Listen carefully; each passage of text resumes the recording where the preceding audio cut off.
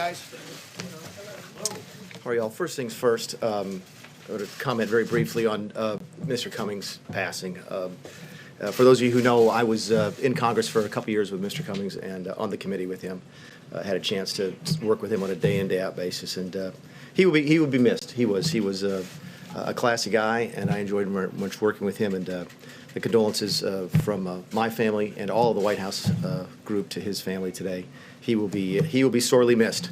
Now, getting on to the business at hand, I understand it's been a fairly slow news week, so I thought we'd introduce a couple of things. I did want to come out here with my Nationals hat on, but they told me that would violate some type of rule, so I couldn't do that. I was also going to wear my Montreal Expos hat, and then they said that would be foreign interference in the World Series, so we can't do that either. So we're going to talk about the G7. We talk about what we're going to do. We're going to announce today that we're going to do the 46th G7 Summit on June 10th through June 12th at the Trump National Doral facility in Miami, Florida. The focus of the event will be global growth and challenges to the global economy. Specifically, we're dealing with things like rejuvenating incentives for growth and prosperity, rolling back prosperity-killing regulations, ending trade barriers, and reopening energy markets. So taking a lot of what we have been doing here domestically with such success and trying to encourage the rest of the world to get on board. As we sit here and our economy does so well, you look all across the world right now, and the rest of the world is either at or near recession. And we really do think that we have hit on a formula that works not only here, but that would work overseas. We're going to take the G7 as the opportunity to try and convince other nations that they can have the same successes by following the same model. Now, let's talk about the site selection process, because I know you folks will have some questions about that. How do we go about doing this? First of all, we use a lot of the same criteria that have been used by past administrations. There's a long list of the accommodations on site, the ballrooms, bilateral rooms, the number of rooms, the photo ops, the support hotels that are there, the proximity to cities and airports, helicopter landing zones, medical facilities, etc. So we use the same set of criteria that previous administrations have used. We started with a list of about a dozen just on paper. And we sent an advanced team out to actually visit 10 locations in several states. We visited California, Colorado, Florida, Hawaii, Michigan, North Carolina, Tennessee, and Utah.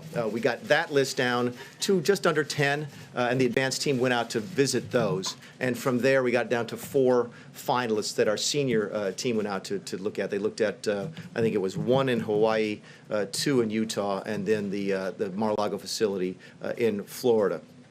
And it became apparent at the end of that process that Doral was by far and away the best physical facility for this meeting. In fact, I was talking to one of the advanced teams when they came back, and I said, what was it like? And he said, Mick, you're not going to believe this, but it's almost like they built this facility to host this type of event. If any of you have been there, you know that there's separate buildings with their own rooms, separate and apart from each building, so that one country could have a building, another country could have another, you folks could have your building for the press, and obviously the common areas are going to be perfect for our needs down there. Again, anticipating your questions, how is this not an emoluments violation? How is the president going to profit from this? I think the president has pretty much made it very clear since he's got here that he doesn't profit from being here. He has no interest in profit from being here. It's one of the reasons that he's not taken a salary since he's been here. He's given that salary to charity. Will not be profiting here. We had talked about the possibility of whether or not the president could actually do it at no cost. They understand there's difficulties with doing it that way. But we also have difficulties, obviously, if they charge market rates. So they're doing this at cost. As a result, it's actually going to be dramatically cheaper for us to do it at Doral compared to the other final sites that we had. So we're looking forward to that meeting. Again, June 10th through 12th of next year for the 46th G7. Now, my guess is, with that official part of the briefing finished, there's going to be some questions about a variety of things that are going on in the world. So if we can do something together, that would be great. Can we take the questions about the G7 first, go through those, and then we'll take a chance to maybe ask a couple questions about the other stuff before the end of the day. Eamon? Yeah, thank you. So how is this not just an enormous conflict of interest for the president to host the G7 at his own resort? And how will the president continue to criticize the Biden family for self-dealing at the same time he's doing this? Okay, a couple different things. First off, you're not making any profit. I think we've already established that. I think some. Marketing and branding opportunity. It's a huge. I've heard that before. I guess I've been the chief now for about 9 or 10 months, and I always hear it whenever we go to Mar-a-Lago. It's a huge branding opportunity. Whenever he plays, at Trump Mar-a-Lago, we play golf at Trump Bedminster. He goes to play golf at Trump up in Sterling, and everybody asks the question: is it not a huge marketing opportunity? I would simply ask you all to consider the possibility that Donald Trump's brand is probably strong enough as it is, and he doesn't need any more help on that. This is not like it's the most recognizable name in the English language and probably around the world right now. So no, that has nothing to do with it. That's why listen, I was skeptical.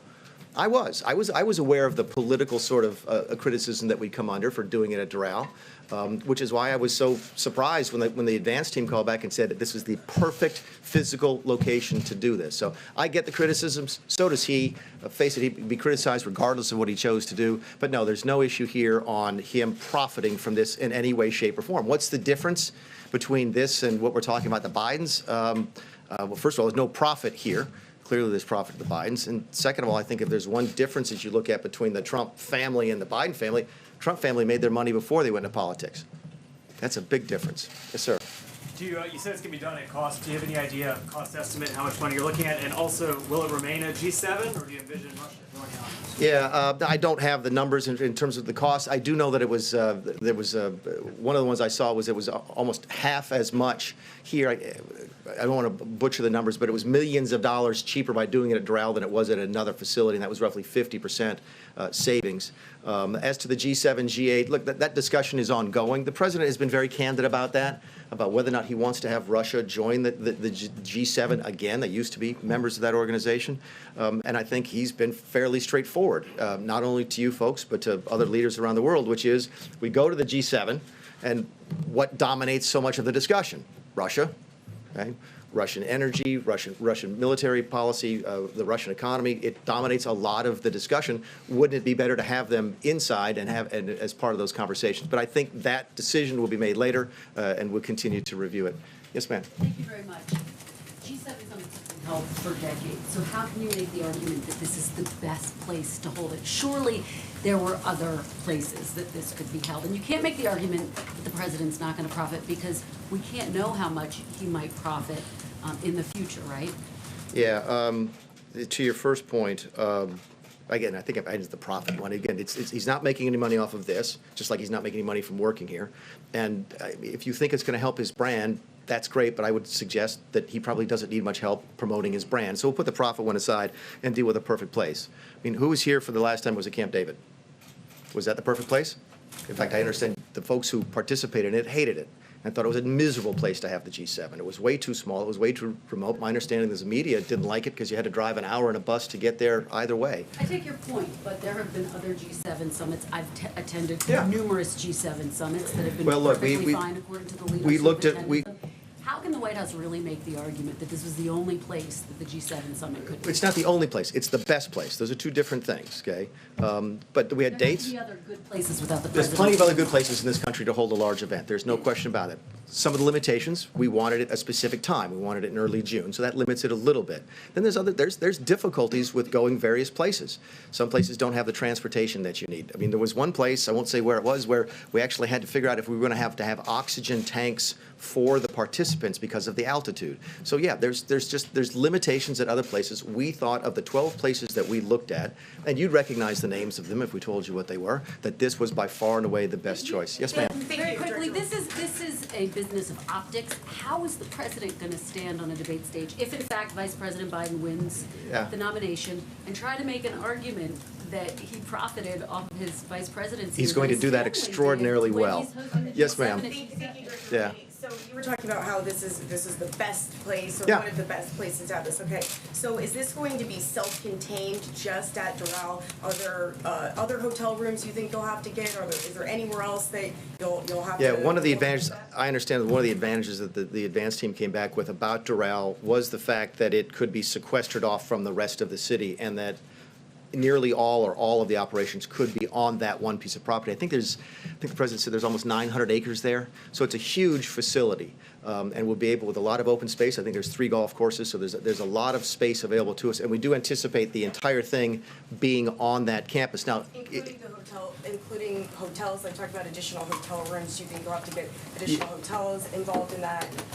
Yeah, again, I'm not sure about when we talk about the delegations. For example, when we went to, where were we, Biarritz, okay, I think we were at 2 or 3 different hotels around that city.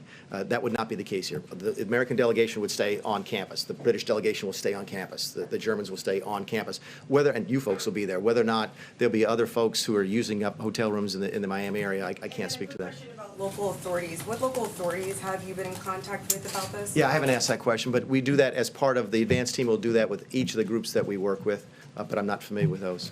Yes, ma'am. Yeah, a video shown last weekend at that resort, actually a doctored video showed the president killing members of the news media and his political opponents.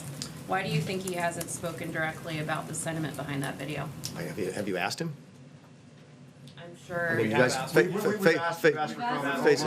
Oh, but we put out a statement. You had a chance to ask him that question yesterday, and you asked him something else, which is fine. But hold on a sec. Hold on a sec. Your question was why he hasn't asked it. We did as a White House. We listened to that. We didn't like that. I think we condemn that. That's not. He's the president. He has Well, a Twitter do you- account with 65 We million didn't. followers. We did not. Did you think that we would? I mean, that doesn't sound like a very strong Oh, condemnation. come on, John. I come mean, on, that this was it was awful. I mean, I remember seeing the movie. No, that has no place here. I think we've condemned that. I don't know if he's seen it or not. I have. Will the Yes, sir. president come before the cameras and say the same, Mr. Appreciate it. Mulvaney? I Will the president come before the cameras and say I the same? understand that you're trying to put it in a place that you think is the best. Yeah. And maybe save the taxpayers some money, which is important for all of us. But sometimes because of the appearance of impropriety, Yeah. you don't make that call. Can you at least understand and acknowledge that just the appearance of impropriety makes this wince-inducing, and maybe this is something that you want to reconsider?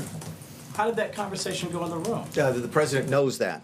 Listen, the president, we know the environment we live in. You all know the environment that we live in. And he knows exactly that he's going to get these questions and exactly get that reaction from a lot of people. And he's simply saying, okay, that's fine. I'm willing to take that. The same way he takes it when he goes to Trump Mar-a-Lago, the same place when he goes to play Trump Bedminster. He got over that a long time ago. We absolutely believe this is the best place to have it. We're going to have it there, and there's going to be folks who will never get over the fact that it's a Trump property. We get that, but we're still going to go there. Yes, ma'am. Thank you, Mr. Mulvaney. Aside from what your advanced team did to look for the perfect place, Yeah. what role did the president play in selecting Doral, including getting it on the initial list of 10 or 12 places in the first place? Yeah, I think that's a fair question. We sat around one night, we were back in the dining room, and I'm going over it with a couple of our advance team. We had the list, and he goes, what about Doral? And I was like, that's not the He's craziest one that idea. initially brought it up. It makes perfect sense. We're all familiar with it, so it's not like he said, oh, this is what Doral is, I have to explain it to you. He said, no, what about Doral? I'm like, you know what? That's not the craziest idea we ever heard. We sat down and went, go look at it. Yes, sir. Thanks, Mick. I wanted to ask you about, as it relates to this decision that you've made, as the host country, couldn't the president simply, as the host country, invite President Putin to represent Russia at the G7? Yeah, I think we can, because I think as I understand how the G7 works, there'll be other leaders there anyway. For example, I met with Scott Morrison, the Prime Minister of Australia, at the G7, even though they're not there. I assume he came at the invite of President Macron, and we could do the same thing. But in terms of, I think the question I got originally was turning it from the G7 into the G8. Okay. My question was, could he simply invite President Putin to attend? I think he probably, yes. If the question is, can he physically do that? Yeah, I think he can. Not whether he can, of course he can, he's president. But would he consider doing that? It's not come up. I think the conversation we've had about whether or not we turn it from the G7 to the G8, that could be an intermediate step. Yes, sir. You mentioned that the president is willing to take the criticism on this, but what about the country itself? Is there any value to sending a message to the world, especially given that all that's happened with foreign interference and attempts at foreign interference in our country, that this president in this country is not open for the kind of self-dealing that happens in other countries? Is that not an important message to send when you're inviting the world to come here to the United States? No. What's your question? I have a non-G7 question. Any G7, any last G7 questions? I got one more. About the G7 Yeah. property, a couple of things. When you Yeah. say it's the best property for this to take place, so Yeah. the first question is, why has no other G7 ever been held there before? Because they didn't go look at it. So, I don't know. Why did they have it at Camp David? I mean, seriously. I mean, for those of you who were there, I'm a little bit familiar with it. I've talked to the folks up at Camp David because I was up there recently and asked, I said, didn't you guys hope? I think it was a G8 back then, 2004, something like that. And they said it was a complete disaster. I'm like, okay, I wonder how that happened. How did that decision get made? Last G7 question then, if I can. You were Yeah. talking about the president's, this video where the president was seen shooting members of the media and others that was played at the Doral property there. They said that we haven't had the chance to ask him that question yet, which we have. But broadly, the president has tweeted 45,000 times. 45,000 times. How come the president hasn't used that Twitter account to more than 60 million followers to condemn it? You're his chief of staff. Yeah, the White House put out a statement about it. I mean, that's... Because he's tweeted I tell you 45,000 times. what, the next time you ask him, you guys, again, it's not like the man hides from you folks. Okay, I think he's done almost 100 face-to-face interviews with you. Okay. Anybody else on G7? Is there any precedent in your studying of the G7 of a G7 summit being held at a property owned by the president or a president? And my second question is, as you're looking at the content of what you want to do next year, it's probably going to be hot in Florida in June. Will climate change be one of the issues that you discuss? The first question is, no, I don't know if another president has ever done it. I don't know if another president has owned a property that was even considered for G7, so no, we haven't. I don't know the answer to that question. Climate change will not be on the agenda. Yes, sir. Thank you. President Trump has called for the exposure of the whistleblower on Ukraine. Are we done on G7 then? Is that the collective? Is that the collective will? Yep. I got one gentleman. Yes, sir. Go ahead. Last one on G7. Well, you began your remarks talking about the passing of Mr. Cummings. Yeah. Just to show the American people that this is above board, are you going to share documents that show how you arrived at this decision with the Congress? No, but I would imagine we would share dollar figures with you afterwards. I mean, that's ordinary course of business. That shows the merits of each. By the way, and you're going to get this answer a lot. Okay, I don't talk about how this place runs on the inside. So if you ask us, if you want to see our paper on how we did this, the answer is absolutely not. Yes, sir. Yes, there will almost certainly be a House Judiciary Committee hearing about this site selection. Do you think Jerry so? Nadler has already talked about that. Do you really think so? Do you think they have time to do that? Yeah. Will the administration participate, cooperate with that? You know, by the way, that's a fascinating question. I'd not thought that this would prompt a Judiciary Committee investigation. And on one hand, I'm thinking to myself, they don't have time to do it because they're too busy doing impeachment, right? And then I think to myself, no, this is entirely consistent with how they've spent the first 18 months in office, right? Or 12 months, however long they've been here. I guess it's been a year, right?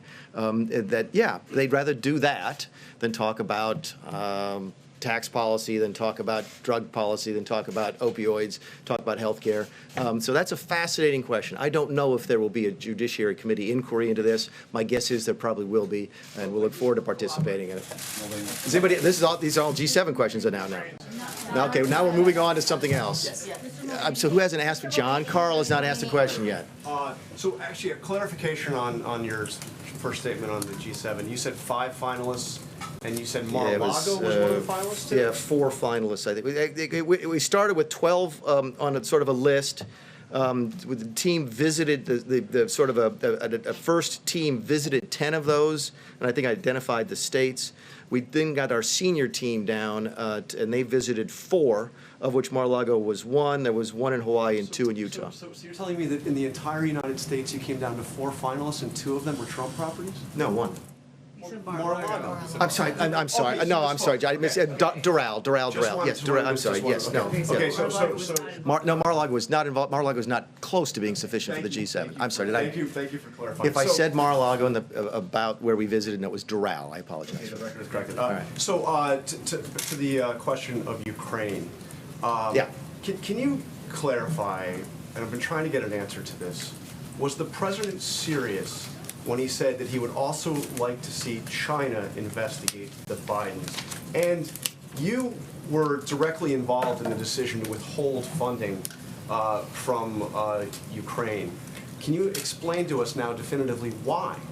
Why was funding withheld? Sure, let's deal with the second one first, which is, look, it should come as no surprise to anybody. The last time I was up here, I haven't done this since I was chief of staff, right? Last time I was up here, some of you folks remember, it was for the budget briefings, right?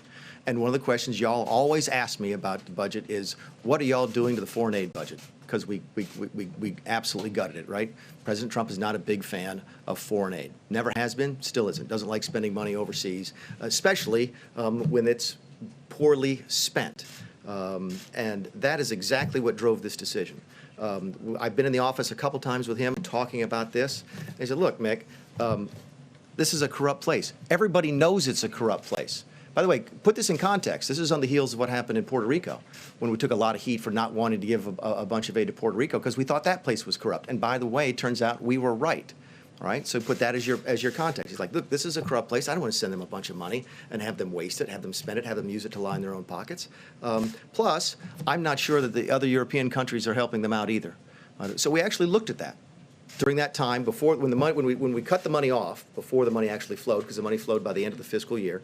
We actually did an analysis of what other countries were doing in terms of supporting Ukraine. And what we found out was that, and I can't remember if it's $0 or near $0 from any European countries for lethal aid.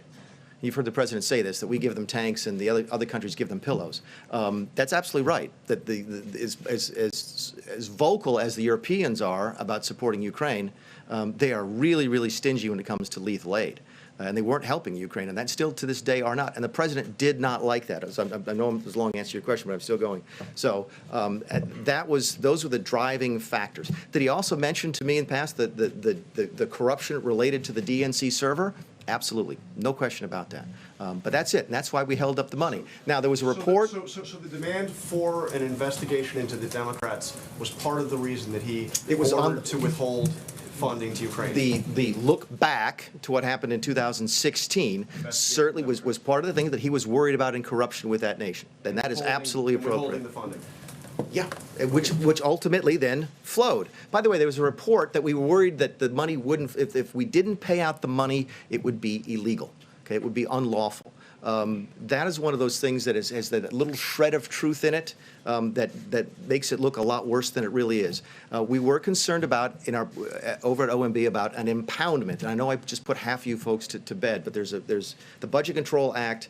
Budget Control Impoundment Act of 1974 says that if Congress appropriates money, you have to spend it. Okay, at least that's how it's interpreted by some folks. And we knew that money either had to go out the door by the end of September, or we had to have a really, really good reason not to do it. And that was the legality of the issue. But to be clear, what you just described is a quid pro quo. It is funding will not flow unless the investigation into the Democratic server happen as well. We do that all the time with foreign policy. We were holding up money at the same time for what was it? The Northern Triangle countries. We were holding up aid at the Northern Triangle countries so that they would change their policies on immigration. By the way, and this speaks to an important. I'm sorry. This speaks to an important point because I heard this yesterday, and I can never remember the gentleman who testified. Was it McKinney? The guy, is that his name? I don't know him. He testified yesterday. And if you believe the news reports, okay, because we've not seen any transcripts of this. The only transcript I've seen was Sondland's testimony this morning. If you read the news reports and you believe them, what did McKinney say yesterday? Well, McKinney said yesterday that he was really upset with the political influence in foreign policy. That was one of the reasons he was so upset about this. And I have news for everybody. Get over it. There's going to be political influence in foreign policy. I'm talking to Mr. Carl. That is going to happen. Elections have consequences, and foreign policy is going to change from the Obama administration to the Trump administration. And what you're seeing now, I believe, is a group of mostly career bureaucrats who are saying, you know what, I don't like President Trump's politics, so I'm going to participate in this witch hunt that they're undertaking on the Hill. Elections do have consequences, and they should, and your foreign policy is going to change. Obama did it in one way, we're doing it a different way, and there's no problem with that. Yes, sir. What about fines, though, Mr. Mulvaney? Did that come into consideration when that money was held up? I'm sorry, I don't know your name, but he's being very rude, so if you go ahead and ask your question.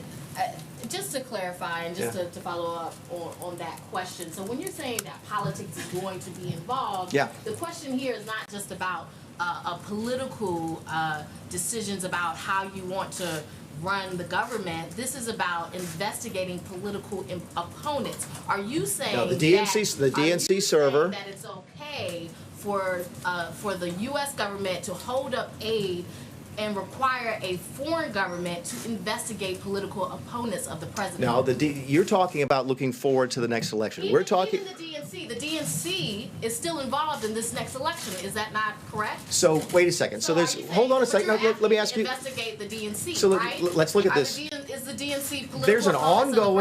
There's an ongoing investigation by our Department of Justice into the 2016 election. I can't remember the person's name. Durham. Okay, that's an ongoing investigation, right? So you're saying that the President of the United States, the chief law enforcement person, cannot ask somebody to cooperate with an ongoing public investigation into wrongdoing? That's just bizarre to me that you would think that you can't do that. And so you would say that it's fine to ask about the DNC, but not about Biden. So Biden is running for the Democratic nomination, right? That's for 2020. That's a hypothetical because that did not happen here. No, but I would ask you. No. On the call, the president did ask about investigating the Bidens. Are you saying that the money that was held up that had nothing to do with Biden? No, the money held up had absolutely nothing to do with Biden. There's no question, and that was the point I made to you. And you're drawing a distinction. You're saying that it would be wrong. Three factors. Again, I was involved with the process by which the money was held up temporarily. Okay, 3 issues for that: the corruption in the country, whether or not other countries were participating in the support of the Ukraine, and whether or not they were cooperating in an ongoing investigation with our Department of Justice. That's completely legitimate. Yes, sir. Thank you. Regarding the Secretary over at the State Department, the Deputy Assistant Secretary for European and Eurasian Affairs, George Kent, reportedly testified that you asked him to step down from any issues regarding Ukraine.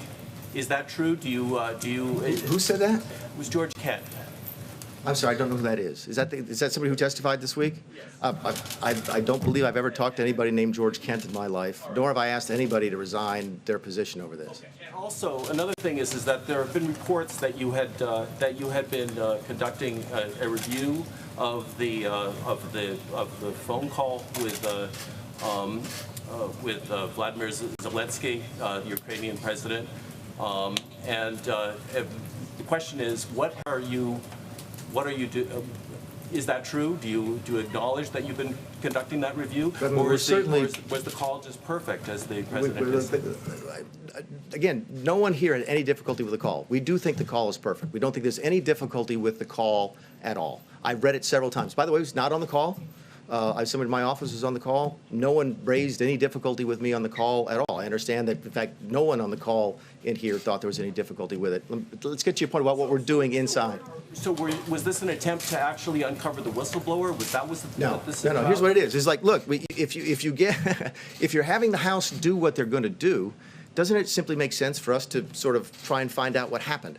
This is one of the questions I don't understand from you folks that we get all the time, which is some of you have criticized us for having a war room. Okay, which we don't, by the way. You don't have a war room when you haven't done anything wrong. Clinton certainly had a war room. I think Nixon did, but they actually did something wrong. We didn't. So we don't have a war room. But at the same time, then when we say that, you say, well, you're not taking it seriously. Yeah, we are. I mean, we do. It's part of what we do. Look, when you work for the Trump administration, you're used to this kind of attention, right? We know how to do this, and we do this, and we're preparing for it. Yes, we're having lawyers look at it. Yes, we're having our PR people looking at it. If we weren't doing that, we would be committing malpractice. But I don't think there's anything extraordinary that we're doing. We've been dealing with oversight from the Democrats since they took office. In fact, it's all we've been dealing with the Democrats since they took office, because we certainly haven't been doing much legislating since they've been here. Yes, ma'am. I'm trying to get folks who haven't asked a question yet. Chief, in light of the depositions that we've heard, do you believe that Rudy Giuliani's role as an outside advisor to the president is problematic? No, that's the president's call. I mean, actually, Steve Scalise got to ask a similar question today on television. I thought his answer was great, which is, look, you may not like the fact. In fact, I understand from reading his opening testimony that Gordon Sondland didn't like the fact that Giuliani was involved and said that in his testimony. Okay, that's great. You may not like the fact that Giuliani was involved. That's great. That's fine.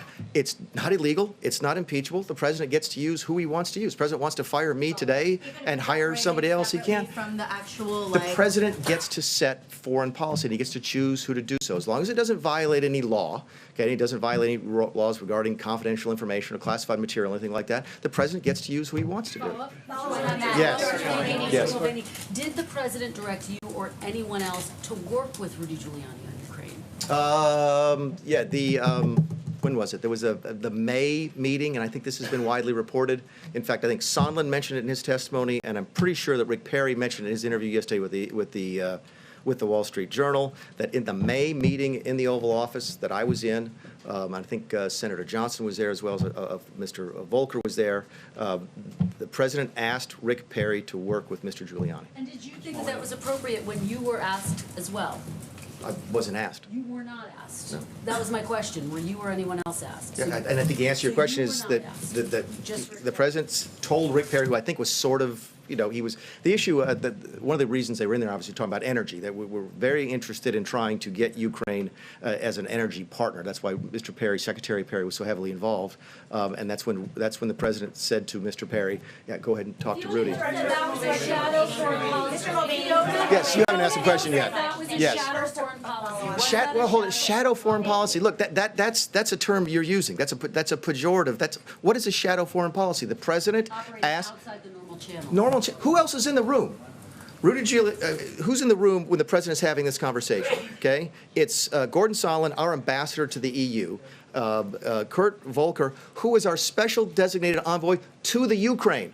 I sat next to Mike Pompeo yesterday at the meeting with the congressional leaders, and I said, "Look, I understand I coordinated a coup against you by putting Sondland and Volker in charge of Ukraine policy." And he leans back to me and goes, "They both work for me." There's not a shadow policy here. The president is entitled to have whoever he wants to work. I'm 100% comfortable with that. Yes, sir. Oh, I'm sorry. I did. Yes, I'm sorry. No Yes. problem. First, to follow on that question, can you describe the role that you played in pressuring Ukraine to investigate the Bidens? And secondly, none. can you walk us through the meeting that President Trump was dangling over Volodymyr Zelensky to happen right here at the White House? What were the preconditions of that meeting, and was investigating Burisma one of them? The first answer to your question is none. I didn't have any. What was your question? What did I do to Ukraine or something? Nothing. Did you do anything to pressure Ukraine to investigate the Bidens? No. So what's the second question? The second question is about the meeting That that was he supposed to dangled? happen That's here at the interesting. White House between the two presidents. Yeah, Can you walk us through the discussions for that meeting? What was on the table for a precondition, and was the investigation of Burisma ever brought up as a condition to meet with President Trump? No, not to me, and not to anybody I know of. I was never in a conversation that had the word Burisma in it. But as to investigating the Bidens then. Okay, or the Bidens. That never happened with me in there. But to the larger point about the meeting, I think one of the things that y'all have missed is the president didn't want to take the meeting. The president didn't want to have a phone call. That was Mr. Rick Perry was pushing for that. He said, "I'll see you here at the White House," didn't he? At the end, yes, but I think that was a courtesy that he was extending at the time, and he's not been here yet. So he was never realistically entertaining a meeting with President Zelensky? I mean, we get asked by foreign leaders all of the time to either come visit their country or to have them come visit here. And we try to be courteous and say yes, and some of them we're able to accommodate, and some of them we are not. But I do not remember, I'm going to ask her a question, that I don't remember a serious conversation about setting up an actual meeting. There were no dates discussed. There was not. I saw that as one of the typical pleasantries that we have, and I don't think it was dangling a meeting or anything like that. Yes, sir. Is the president still planning to welcome President Erdogan at the White House on November 13th? Yeah, I think that depends on how the next couple of days go. It's still on the schedule, and I understand that Vice President Pence's meeting is going much longer than it's expected today. I hope it's not going. I hope they're not having a press conference right now. But I think that's one of those wait and see things. The president's been very clear about what he wants to see out of President Erdogan. He wants a ceasefire now. He wants prisoners protected. He I think, go down the long list of the things the president has mentioned to President Erdogan. And if we're able to get that, then I think that meeting can go forward. If not, then I think the president will review that possibility. Yes, ma'am. Gordon Sondland, sir. You just said, you just said you were involved in the process in which, the money being held up temporarily. You named 3 issues for that: the corruption in the country, whether or not the country, they were assisting with an ongoing investigation of corruption. How is that not an establishment of an exchange, of a quid pro quo? You just seem to. It's quid pro quo. Those are the terms. Those are the terms that you use. I mean, go look at what Gordon Sondland said today in his testimony. Was that I think.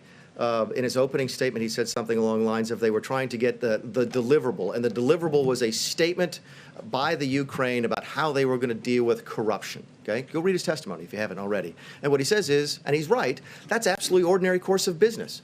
This is what you do when you have someone come to the White House. When you either arrange a visit for the president, you have a phone call with the president. A lot of times we use that as the opportunity to get them to make a statement of their policy or to announce something that they're going to do. It's one of the reasons we can then you can sort of announce that at the on the phone call or at the meeting. This is the ordinary course of foreign policy. Yes, I'm sorry. Mr. Mulvaney, is it appropriate for any president or this president to pressure a foreign country to investigate a political opponent? Every time I get that question, that's one of those things about it is, but so is when did you stop beating your wife? It assumes that the president has done that. We haven't done that. I said Mr. Trump I'm or any president. I'm going to talk about what this president did. Yes, ma'am. The president's personal attorney, Rudy Giuliani, said he sees his work as the president's personal attorney as intertwined with the president's national agenda when it comes to Ukraine. Do you see those issues as intertwined? Is his political interest as a president, as a political candidate, is that intertwined with the national interests? Yeah, I don't know how to answer that question except that, I mean, Mr. Giuliani is his personal lawyer, and the president wants to use him. For a personal attorney to be working in Ukraine on issues that are supposed to be national issues. Mr. Giuliani says there's an attorney-client privilege issue because he was working in the president's interest. Is that appropriate for his personal attorney to be working in his interest? I don't know of anything inappropriate about that. Yes, sir. Mr. Mulvaney. Oh, yeah, I'm sorry. The lady in the back is very nice. Yes, ma'am. Thank you, Mr. Mulvaney. You said that the U.S. foreign policy will change, not like previous administrations. How does the president respond about the North Korea's break off talks with the U.S. recently? If the question is responding to breaking off talks, is there news in the last couple of days on that? Yes, October 5th, Stockholm and Sweden. Okay, I'm sorry. I'm just not briefed on that. I apologize. Yes, sir. Thank you, Mr. Mulvaney. Yeah, and I'll take one more after this. There have been published reports that you were objecting within the president's official family to the appointment of Ken Cuccinelli as to head up the Department of Homeland Security. Is that so? And if so, what is your objection to his possible appointment? I have none, and I think Ken will be good at the job. Yes, ma'am. Sorry, did I really ignore you the whole time? You're sitting in the front row and I haven't asked you a question yet? I'm sorry. Same with me, Mr. Mulvaney. So if there was no quid pro quo in the call, if it was routine, if he didn't even want to do it, and it's all's on the up and up, why did it have to go into this more restrictive server? Why was it moved from the one server to the other? All right, let's. Good. I'm glad we got that. It's a good one to finish on. I'm not going to answer your question the way you want me to, but I'm going to answer your question, so give me just a second. I am not going to sit here and talk about how we handle classified information in this building, okay? I got a couple questions before about my private conversations with the president. I don't talk about those either. I'm not going to talk about that, but I do want to address it, and here's why. There's only one reason people care about that, right? And it's because they think there's a cover-up. They hope some of them hope that there's a cover-up, that, oh my goodness gracious, there must have been something really, really duplicitous, something really underhanded about how they handled this document, because there must be a cover-up, because there's always a good cover-up when we've got an impeachment, right? Nixon had a cover-up of the tapes, Clinton had a cover-up of the relationship with Lewinsky. There must be a cover-up here, right? Let me ask you this. If we wanted to cover this up, would we have called the Department of Justice almost immediately and had them look at the transcript of the tape, which we did, by the way? Right? If we wanted to cover this up, would we have released it to the public? And by the way, I'm glad that now all of this concern about how the document has been edited and what do these ellipses stand for, because I heard Adam Schiff go on television yesterday, or yesterday, the day before, and say, we don't need to hear from the whistleblower anymore, because now we have the transcript of the memorandum of communication, memorandum of document, okay? Everyone wants to believe there's a cover-up. You don't give stuff to the public and say, here it is, if you're trying to cover something up. So I'm not going to answer your question by explaining how we handle documents in this building. All I'm telling you is that you can stop asking the questions in there because there's no cover-up, and I can prove it to you by our actions. Look, I know we could do this all night. No, I'm not going to take any more, but it's nice to see everybody. Thanks again. All right. You did take a question. Why are you afraid to take questions from CNN, sir? Sir, why is the EU ambassador involved with Ukraine?